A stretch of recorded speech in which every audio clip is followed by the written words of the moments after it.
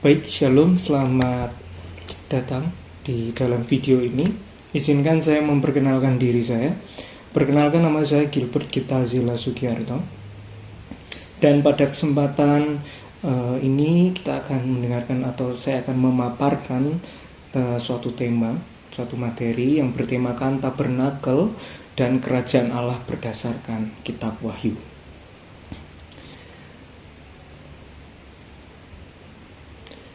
Baik, sebelum kita jauh-jauh untuk masuk dalam materi tersebut, pertama-tama kita harus mengetahui dulu pendekatan apa yang saya gunakan dalam materi ini. Saya menggunakan pendekatan tipologi, karena dalam terminologinya tipologi berasal dari dua kata, yaitu tupos dan logos. Tupos berarti tipe atau gambar atau jenis, sedangkan logos merupakan ilmu. Dan secara sederhana kalau kita bisa katakan adalah tipologi merupakan ilmu yang mempelajari tentang pengkelompokan atau yang pengelompokan berdasarkan tipe atau jenis. Kita masuk dalam materi kita. Pertama-tama kita harus mengetahui terlebih dahulu tabernakel itu apa sih. Jadi tabernakel dalam Keluaran 25 ayat yang ke-8 digambarkan sebagai kemah suci atau kemah pertemuan. Jadi kalau para penerjemah Inggris menerjemahkan ini, mengangkat ini sebagai kata atau kata kemah suci ini digambarkan sebagai tabernakel karena dianggap mulia, seperti itu.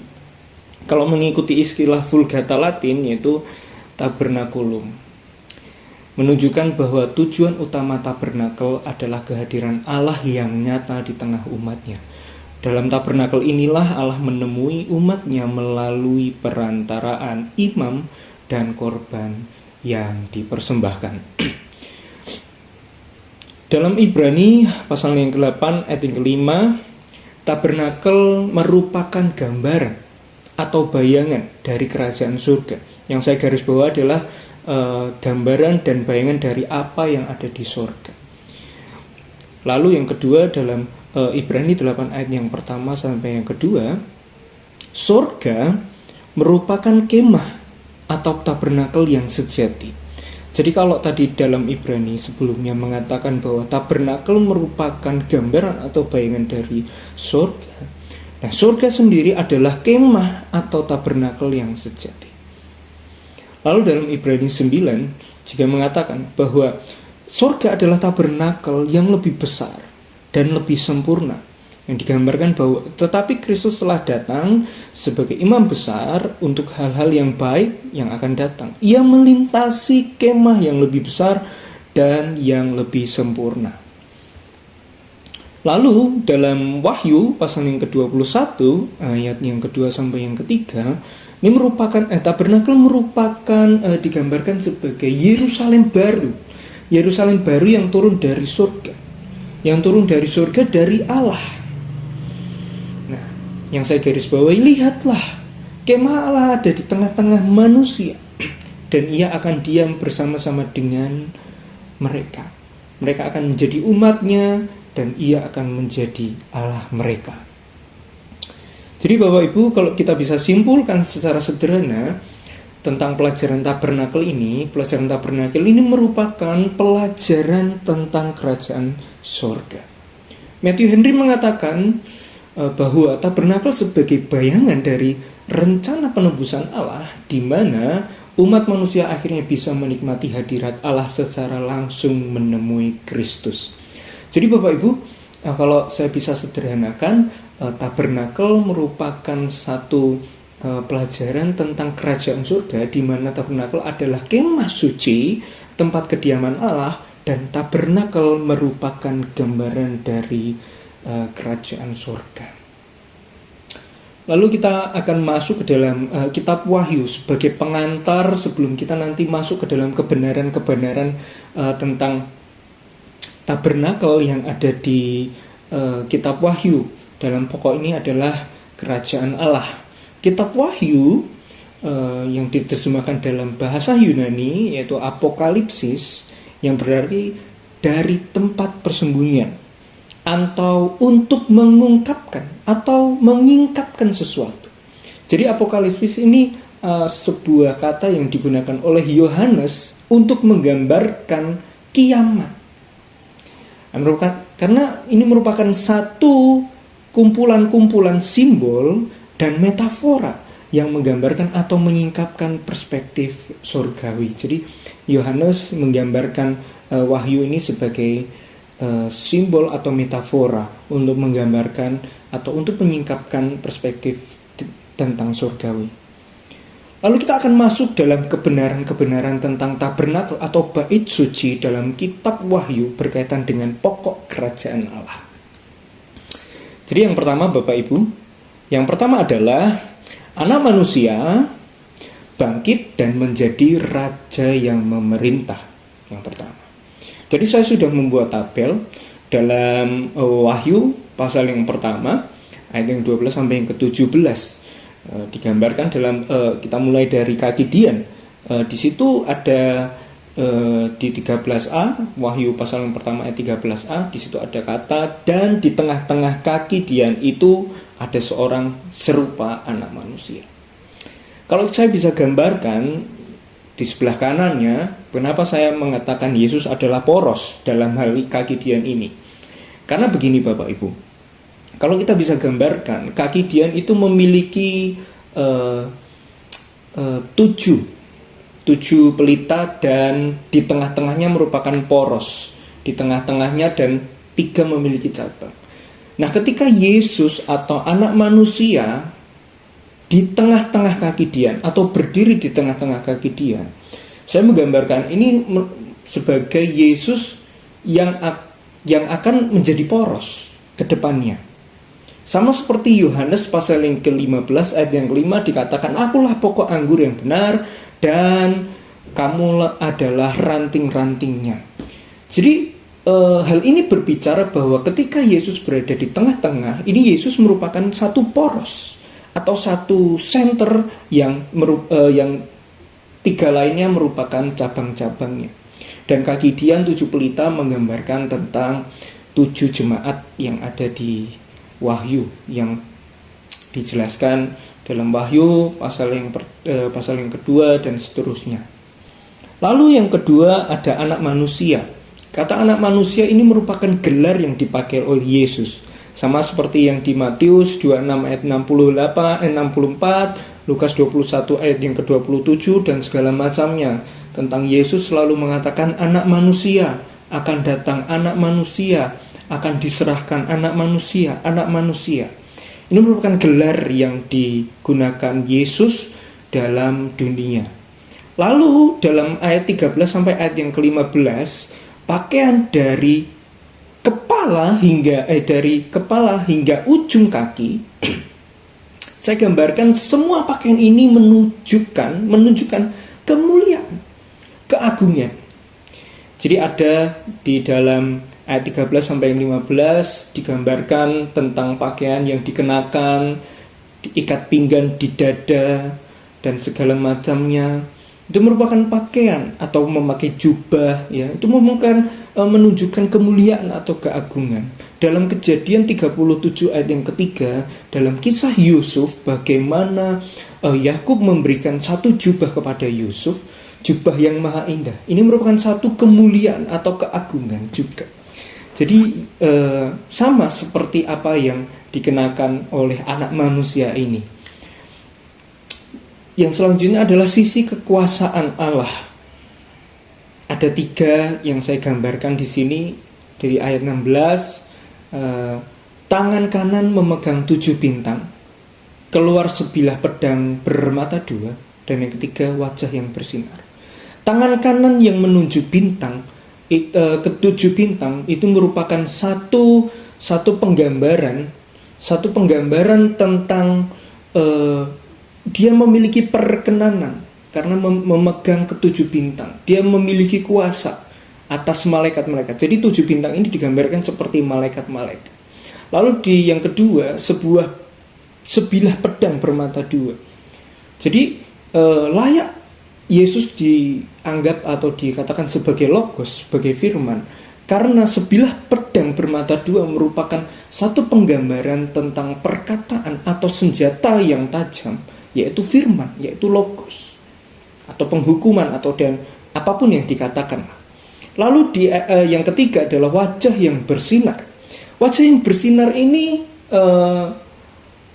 bagi saya luar biasa. Karena dalam Matius 17 ayat yang kedua, sebenarnya ayat yang pertama hingga ayat yang ke-9 sebenarnya. Tapi saya katakan di ayat yang kedua itu merupakan poinnya langsung. Karena ini merupakan kisah transfigurasi. Kisah transfigurasi adalah kisah yang mengisahkan bahwa Yesus menunjukkan sisi kealahannya. Yesus berubah wajahnya sinar yang menyilaukan, sehingga murid-muridnya pada waktu itu ketakutan, Bapak Ibu. Nah, hal ini saya gambarkan sebagai sisi kekuasaan yang ada pada Yesus, yang ada pada anak manusia. Lalu Alfa dan Omega. Di ayat yang ke-8, ya di ayat yang ke-17 bagian yang B dikatakan akulah Alfa dan Omega. Di ayat yang ke-8 menegaskan kekekalan. Ini menegaskan suatu kekekalan dan otoritasnya yang mutlak, ya, otoritas mutlak atas dunia dan akhir zaman. Jadi yang pertama ini Yohanes melihat bahwa Yesus sudah bangkit dan menjadi raja yang memerintah dalam pasal yang pertama. Lalu yang kedua adalah tahta kerajaan Allah dan anak domba. Tahta kerajaan Allah dan anak domba.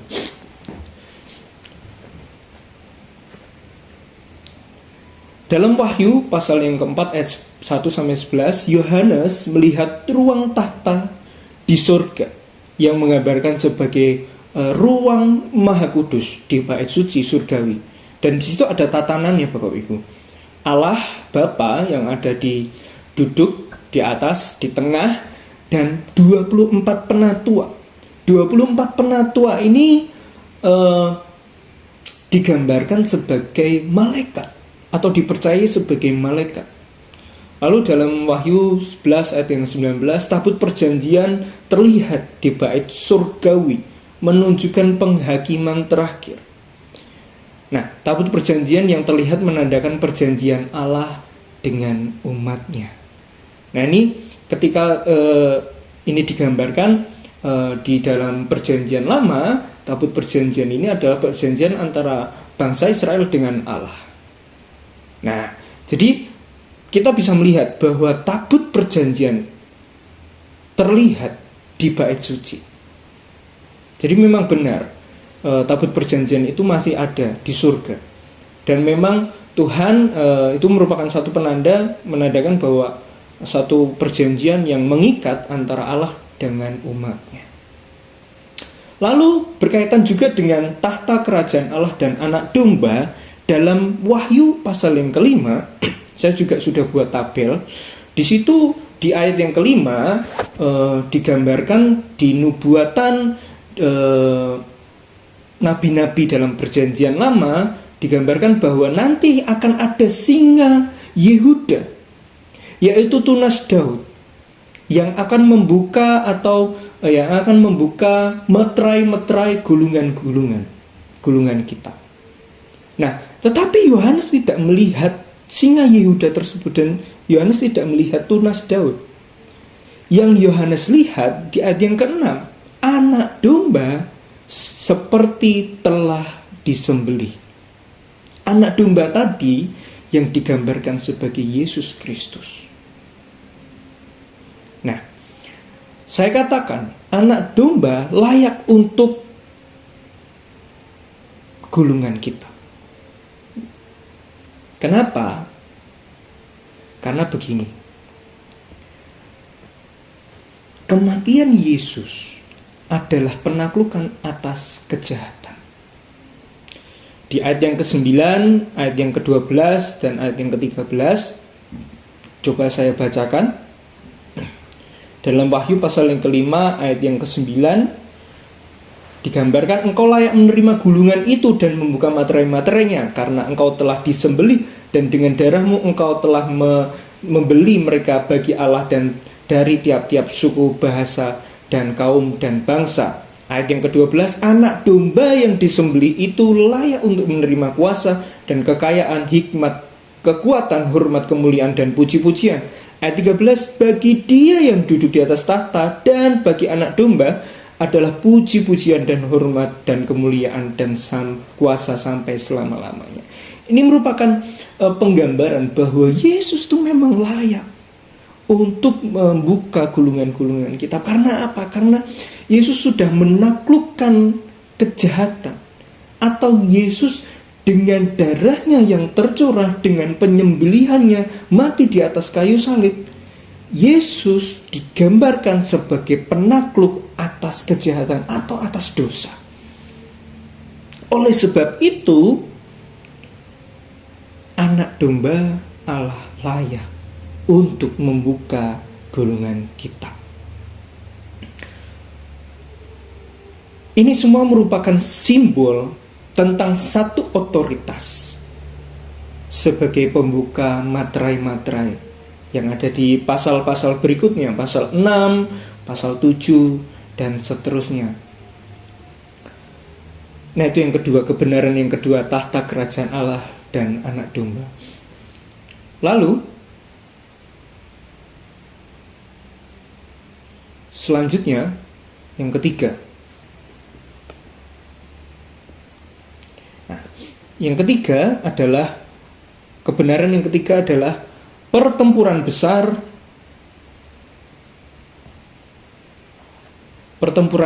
kehancuran Babel dan kemenangan Kristus. Bapak Ibu, dalam Wahyu 12 ini menggambarkan satu pertempuran kosmik.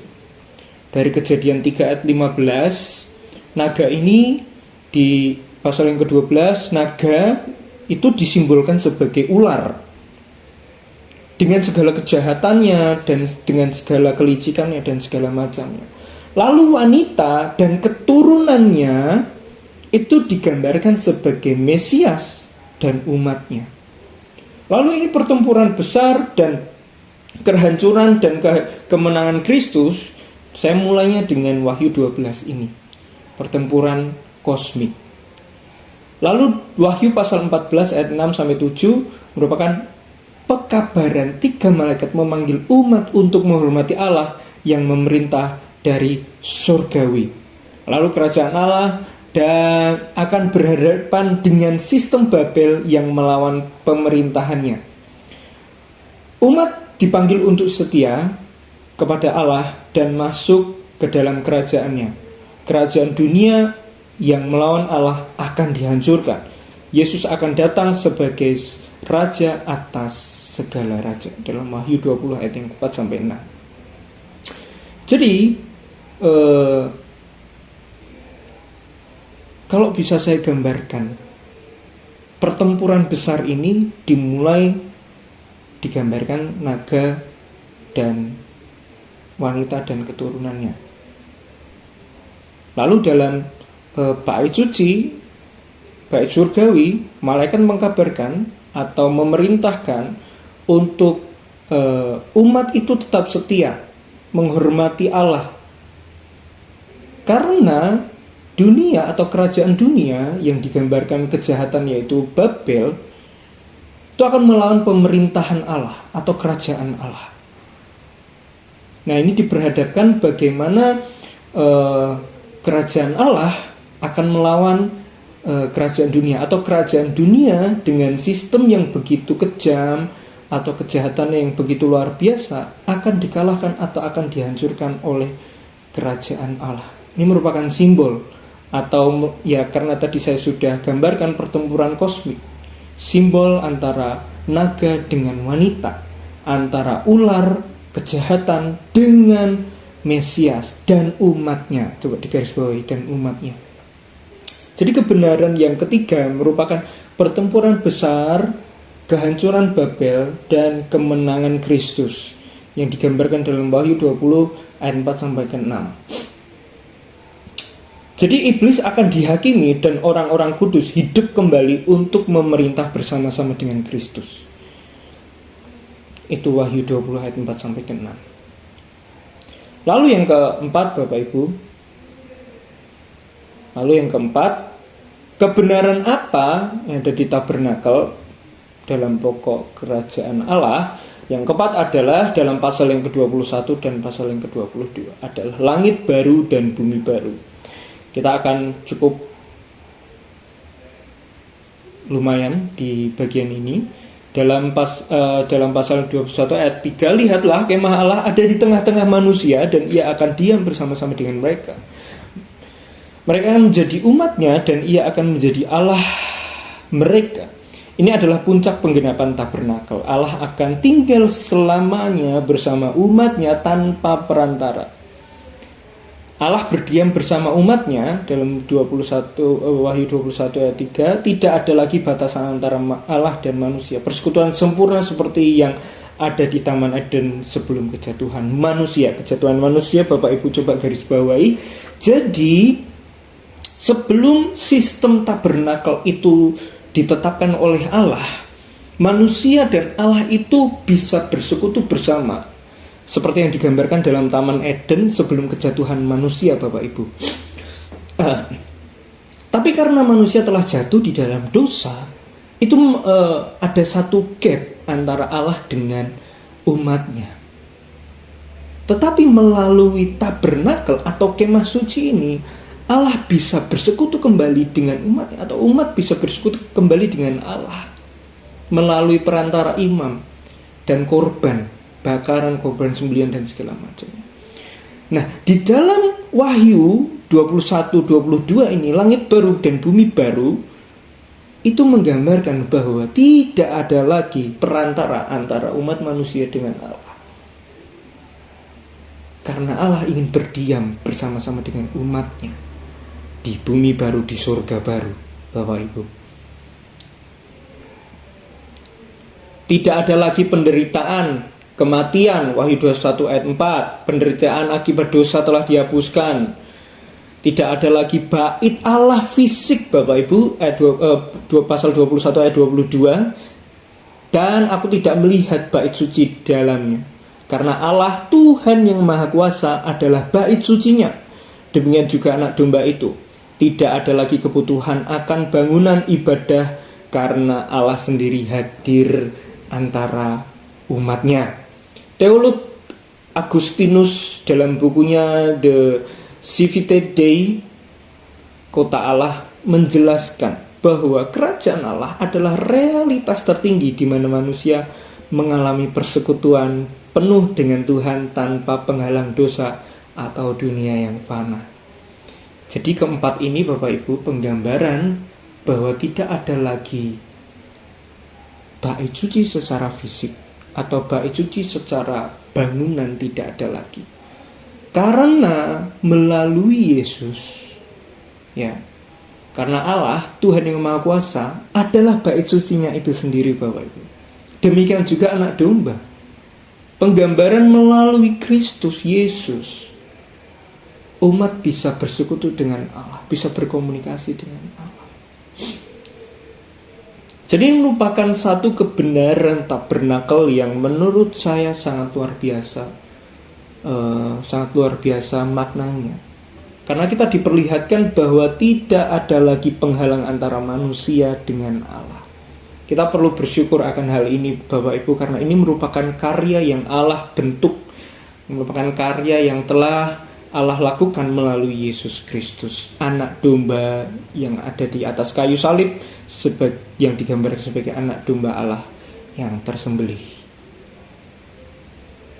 Kesimpulannya, tabernakel ada perjanjian lama adalah simbol kehadiran Allah di bumi dan masih terbatas oleh dosa manusia.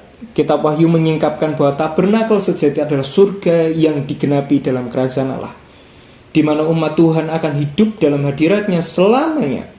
Puncak dari semuanya ini adalah Yerusalem baru, tempat di mana Allah dan manusia hidup dalam persekutuan kekal sebagaimana rencana awalnya ketika menciptakan dunia. Lihatlah, aku menjadikan segala sesuatu yang baru. Wahyu 21 ayat yang kelima. Lalu kita akan masuk dalam relevansi kebenaran tentang tabernakel atau kemah suci atau bait suci dalam kitab Wahyu terhadap gereja masa kini. Yang pertama, Yesus sebagai raja yang memerintah. Yesus adalah pusat terang dan kebenaran bagi jemaatnya. Dalam Wahyu 1 ayat 12 sampai yang ke-17 yang tadi saya sudah gambarkan di depan tadi, bahwa Yesus merupakan pusat, poros, center, di mana pusat penyembahan, di mana Yesus digambarkan sebagai manusia yang telah bangkit dan menjadi raja yang memerintah, yang memiliki gelar anak manusia, menegaskan peran mesianisnya. Dalam Wahyu 26 ayat 64, Lukas 21 ayat 27, anak manusia akan datang, anak manusia akan diserahkan dan segala macamnya. Lalu sebagai Alfa dan Omega, Wahyu 1 ayat 8, ini memiliki otoritas atas ciptaan dan akhir zaman. Jadi terhadap gereja masa kini, yang pertama adalah Yesus sebagai raja yang memerintah. Atau gereja dapat menerapkan bahwa Yesus itu pusat dari segala sesuatu yang terjadi saat ini. Lalu yang kedua, tahta kerajaan Allah dan anak domba. Para nabi menggambarkan kerajaan Allah akan datang di bumi seperti di surga dalam Yesaya 6, Yeskiel 1 dan Daniel 7 dan banyak lagi sebenarnya. Lalu Wahyu 4 dan 5 menunjukkan tahta surgawi dan Yesus sebagai anak domba yang menang atas kejahatan. Tabut perjanjian dalam Wahyu 11 ayat 19 menandakan penghakiman dan kesetiaan Allah terhadap umatnya. Jadi relevansi terhadap gereja masa kini adalah tata kerajaan Allah dan anak domba. Ini merupakan satu gambaran bahwa sebenarnya gereja itu merupakan kerajaan Allah yang ada di dunia sebenarnya. Dan dengan anak domba yang menang atas kejahatan, gereja-gereja boleh menjadikan anak domba sembelihan menjadi poros atau menjadi landasan. Karena apa? Karena anak manusia atau anak domba yang tersembelih ini merupakan satu gambaran penakluk atas kejahatan. Yang ketiga, relevansinya terhadap gereja masa kini adalah dalam pertempuran besar dan kemenangan Kristus. Wahyu 12 menunjukkan konflik antara Mesias dan Iblis, di mana gereja dipanggil untuk tetap setia. Yang sudah saya gambarkan tadi juga tentang gereja yang dipanggil untuk tetap setia, penggambaran tentang naga sebagai ular, wanita dan anaknya sebagai Mesias dan umatnya. Karena gereja dipanggil untuk tetap setia. Pengkabaran 3 malaikat dalam Wahyu 14 ayat 6-7 mengajak umat menjauhi sistem Babel yang melawan Allah. Karena Babel memiliki sistem dia seperti digambarkan seperti hamba uang, hamba yang lebih takut tentang kedudukan, yang gila akan kedudukan. Nah, itu pengkabaran 3 malaikat. Yesus akan datang sebagai raja atas segala raja dalam Wahyu 20 ayat 4-6, dan iblis akan dihakimi. Yang keempat, langit baru dan bumi baru, Bapak Ibu. Allah akan berdiam bersama umatnya selamanya. Amin. Wahyu 21 ayat yang ketiga, tidak ada lagi penderitaan dan dosa, pemulihan sempurna terjadi, Bapak Ibu. Amin. Tidak ada lagi bait suci secara fisik karena Allah sendiri menjadi poros utama, menjadi tempat kediaman umatnya melalui Yesus Kristus dalam Wahyu 21 ayat yang ke-22. Lalu Bapak Ibu, aplikasi dalam kehidupan gereja atau pelayanan dan pribadi. Ada 3 Bapak Ibu dalam gereja. Saya menggambarkan bahwa menjadikan Kristus sebagai pusat ibadah dan pengajar, meneladani karakter Kristus dalam kepemimpinan dan kesetiaan beribadah. dalam pelayanan, memberitakan Injil dan mengajarkan umat untuk tetap teguh dalam iman, melayani dengan integritas dan menolak ajaran yang bertentangan dengan firman Tuhan. Karena ini merupakan penggambaran dari perlawanan kerajaan Allah terhadap Babel, ya Bapak Ibu. Yang ketiga, dalam kehidupan pribadi, hidup dalam kekudusan tentunya, dan tetap setia dalam iman, menjadi terang dunia dengan mencerminkan kasih dan kebenaran Allah. Hidup dalam kekudusan Bapak Ibu, dan tetap setia. Terima kasih, Tuhan Yesus memberkati. Saya Gilbert Kita Zila Sugiarto pamit.